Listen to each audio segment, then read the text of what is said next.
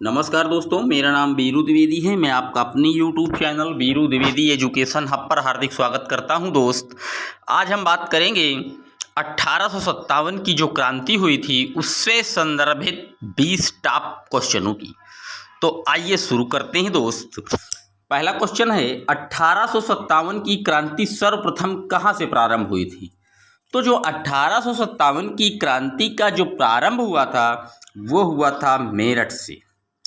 मैं आपको बता दूं 1857 की क्रांति का जो तात्कालिक कारण था वो था चर्बी लगी कारतूसों का विरोध किया था बैरकपुर में मंगल पांडे ने, जो कि मेरठ में पड़ता है, याद रखिएगा। तो 1857 की जो क्रांति थी उसकी शुरुआत मेरठ से हुई है। इसका सी ऑप्शन एकदम सही है। बात करते हैं अगले प्रश्न की।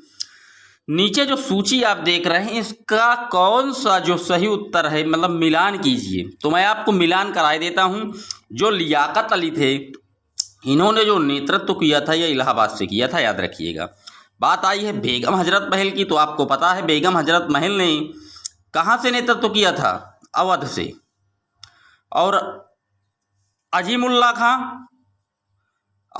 खां फैजाबाद, मौलवी अहमद शाह फतेहपुर से, याद रखिएगा। बात करते हैं अगले प्रश्न की।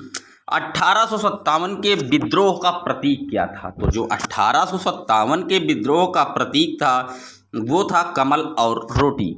अब मैं समझाता हूं कि कमल और रोटी का क्या कार्य था। तो जो रोटी थी, जब हम उसे एक दल से दूसरे टुकड़ी में पहुंचाते थे तो वो समझ जाते थे लोग कि हमारे जो पीछे वाले लोग हैं, टुकड़ी है, जो सेना है, जो दल है, जो संगठन है, वो कहाँ तक पहुंच चुका है दोस्त, मतलब हमारे जस्ट पीछे ही है। ऐसा एक इनका एक तरीके से, जैसे आप कह सकते हैं कि आज के समय में जैसे हम फ़ोन के माध्यम से संचार स्थापित कर लेते हैं कि अगला व्यक्ति कहाँ है, वैसे ही कमल और रोटी का ताल्लुकात था। 1857 की क्रांति में जब रोटी पहुंच जाती थी आगे वाले टुकड़े के पास तो समझ जाता था कि हमारा जो संगठन वो पीछे ही है। इसी तरह ये रोटी और कमल आगे आगे बढ़ाए जाते थे। अब आप समझ चुके होंगे मैं आपको क्या समझाना चाहता हूं। चलते हैं अगले प्रश्न की ओर। कुंवर सिंह कहाँ से किए थे? आपको पता ही है, कुंवर सिंह ने आरा से किया था। नाना साहब ने कहाँ से किया था? अवध से। बख्त खां दिल्ली और मौलवी अहमद कानपुर, ये इसका मिलान क्षेत्र है, याद रखिएगा। बात करते हैं अगले प्रश्न की। 1857 में निम्नलिखित क्रांतिकारियों में किसका वास्तविक नाम रामचंद्र पांडुरंग था? तो रामचंद्र पांडुरंग जो नाम था वो था तात्या टोपे का। तात्या टोपे का जो नाम था वो रामचंद्र पांडुरंग था, याद रखिएगा। बी ऑप्शन एकदम सही है दोस्त। बात करते हैं अगले प्रश्न की। 1857 के स्वतंत्रता संग्राम में किस राजवंश ने अंग्रेजों की सर्वाधिक सहायता की थी? तो जो ग्वालियर के सिंधिया थे इन्होंने अंग्रेजों की सर्वाधिक सहायता की थी, याद रखिएगा। बात करते हैं अगले प्रश्न की। 1857 के विद्रोह के समय भारत का गवर्नर जनरल कौन था? तो उस समय भारत का गवर्नर जनरल जो था वो कैनिंग था, याद रखिएगा। बात करते हैं अगले प्रश्न की। 1857 का विद्रोह मुख्यतः किस कारण से असफल रहा? तो किसी सामान्य योजना और केंद्रीय संगठन की कमी से जो था वो 1857 का जो विद्रोह था वो असफल हो गया था दोस्त, याद रखिएगा। बात करते हैं अगले प्रश्न की। निम्नलिखित में किसने 1857 के विद्रोह को एक षड्यंत्र की संज्ञा दी थी? तो जो षड्यंत्र की संज्ञा दी थी वो दी थी सर जेम्स आउट्रम एवं डब्ल्यू टेलर ने। ए ऑप्शन एकदम सही है, याद रखिएगा। बात करते हैं अगले प्रश्न की। 1857 के संग्राम को प्रथम स्वतंत्रता संग्राम किसने कहा था? तो वो कहे थे बीडी सावरकर। बीडी सावरकर, जिनका पूरा नाम विनायक दामोदर सावरकर था, इन्होंने 1857 के संग्राम को प्रथम स्वतंत्रता संग्राम का नाम दिया था, याद रखिएगा। बात करते हैं अगले प्रश्न की। अंग्रेजी भारतीय सेना ने चर्बी लगे कारतूस से चलने वाली एनफील्ड राइफल कब शामिल की? तो जो ये शामिल की गई थी दोस्त, ये शामिल की गई थी आपकी फरवरी 1857 में। डी ऑप्शन एकदम सही है, याद रखिएगा। बात करते हैं अगले प्रश्न की। 1857 की क्रांति के बारे में निम्नलिखित में कौन सी एक अवधारणा सही है? तो जो 1857 की क्रांति है, इसके संबंध में कौन सी एक अवधारणा सही है?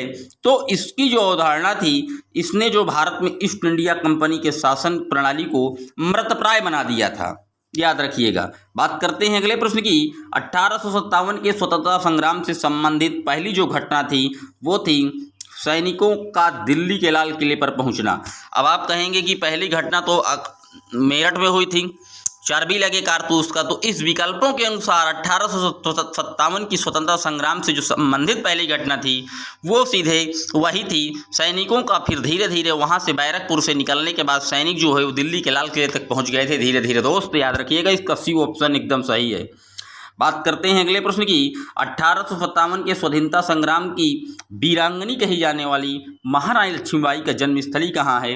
तो इसका जन्म जो हुआ था इनका वो हुआ था वाराणसी में, लेकिन इन्होंने अंग्रेजों के खिलाफ जो लोहा लिया था वो झांसी के नेतृत्व में लिया था। मैं आपको बता दूं, महालक्ष्मीबाई की कोई संतान नहीं थी, इन्होंने दत्तक पुत्र विनायक राव को गोद लिया था और इसीलिए जब आई थी एक संधि, राज्य हड़पने की नीति, सहायक संधि, आप बहुत पढ़े होंगे, लॉर्ड डलहौजी, बेलेजली, तो जो इनका राज्य था सबसे पहले सतारा को मिलाया गया और फिर झांसी को भी ये कहकर मिला लिया गया कि दत्तक पुत्र जो है उसको लिए भी आपको पहले गवर्नर जनरल से वहाँ के राय और परामर्श लेना होगा। दोस्तों याद रखिएगा, झांसी की रानी ने बहुत अथक लोहा लेकर अंग्रेजों के छक्के छुड़ाए थे मेरे दोस्त, लेकिन अंत में उन्हें शहादत हासिल हुई थी। हम उनकी शहादत को कभी भुला नहीं पाएंगे दोस्त, याद रखिएगा। बात करते हैं अगले प्रश्न की। 1857 के स्वाधीनता संघर्ष की वीरांगना महारानी लक्ष्मीबाई की जन्मस्थली बनारस है, मैं आपको बता चुका हूं। बात करते हैं अगले प्रश्न की। नाना साहब का कमांडर इन चीफ कौन था? तो जो नाना साहब थे इनका जो कमांडर इन चीफ था वो था तात्या टोपे। ये बहुत बड़े निशानेबाज थे तात्या टोपे, इन्हें तोपची के नाम से भी जाना जाता है, याद रखिएगा। बात करते हैं अगले प्रश्न की।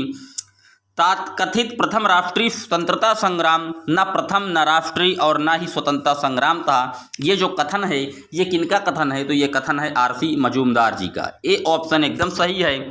आरसी मजूमदार जी ने कहा था कि जो तात्कालिक आप देख रहे हैं राष्ट्रीय स्वतंत्रता संग्राम, न ये प्रथम था, ना ही ये राष्ट्रीय है, ना ही ये स्वतंत्रता संग्राम था, ये कथन आरसी मजूमदार का है, आप याद रखिएगा। बात करते हैं अगले पॉइंट प्रश्न की। 1857 में किसने इलाहाबाद को आपातकालीन मुख्यालय बना दिया था? तो जो इलाहाबाद है इसको आपातकालीन मुख्यालय बनाया था लॉर्ड कैनिंग ने। ए ऑप्शन एकदम सही है। बात करते हैं आज के अंतिम प्रश्न की। 1857 के विद्रोह को किस उर्दू कवि ने देखा था? तो जो मिर्जा गालिब थे ये आगरा के थे और जिन्हों ये कवि जो है पूरे 1857 की क्रांति को अपने आँखों से देखने वाले कवि बने हैं, याद रखिएगा। पूछ लेता है कभी कभी कि मिर्जा गालिब कौन से ऐसे उर्दू कवि हुए जिन्होंने 1857 की क्रांति को देखा? तो आप सीधे मारिएगा मिर्जा गालिब। पूछ ले कहाँ से बिलोंग करते थे मिर्जा गालिब? तो उत्तर प्रदेश के आगरा से बिलोंग करते थे मिर्जा गालिब, याद रखिएगा। दोस्तों ये प्रश्न आपको कैसे लगे कमेंट में लिखिएगा। अगर आपको मेरे द्वारा उपलब्ध कराई गई जानकारी अच्छी लग रही है, आप संतुष्ट हो रहे हैं, तो चैनल को ज़्यादा से ज़्यादा सब्सक्राइब और लाइक करें। मिलते हैं एक और वीडियो में, तब तक के लिए जय हिंद जय भारत।